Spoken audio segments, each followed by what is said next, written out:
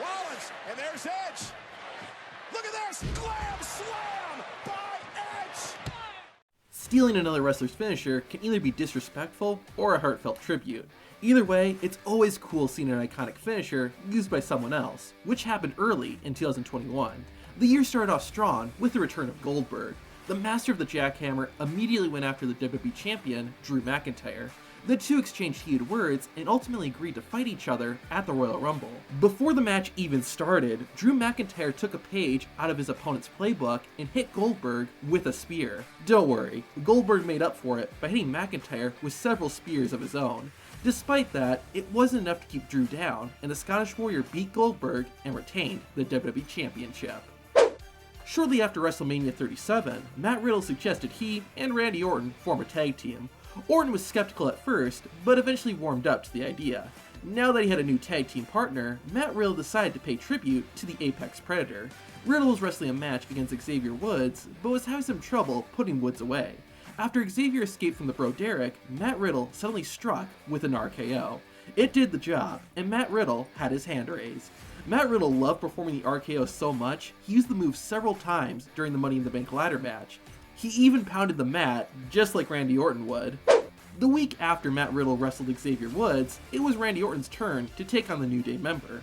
Even though Randy Orton is a legend, Xavier Woods still proved to be a challenge for the Viper. Since it worked well for his tag team partner, Orton decided to borrow Matt Riddle's finisher.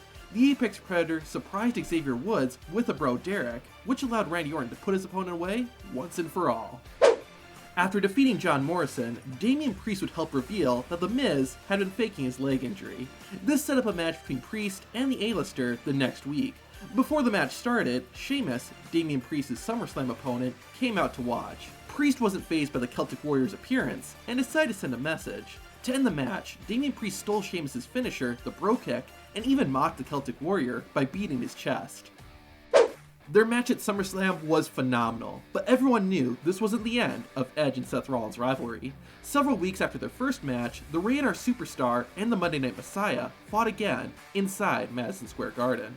As they say, sometimes you gotta fight fire with fire, and during the match, that's exactly what Edge did. After pulling Rollins off the rope, the Rated R Superstar planted Seth with the pedigree. Luckily for Rollins, he was able to kick out and eventually won the match, but this rivalry still wasn't over. Edge and Seth had a third and final match inside Hell in a Cell. Their rivalry had gotten pretty heated and personal, and it only got worse during this fight. Rather than steal one of Edge's own moves, Rollins decided to steal one from Edge's best friend, Christian. The Monday Night Messiah twisted Edge's body around and hit the kill switch, laughing as he did it. Rollins should have soaked it in while he was on top, because Edge was going to get some sweet revenge. After a long and grueling battle, the Rated R Superstar had enough. He placed his opponent on a steel chair and ended the match by defeating Seth Rollins with Rollins' own finisher, the Curb Stomp. Also during Edge and Seth Rollins' match, a WWE secret was accidentally exposed right in front of the camera. Watch the video on screen to find out what it was.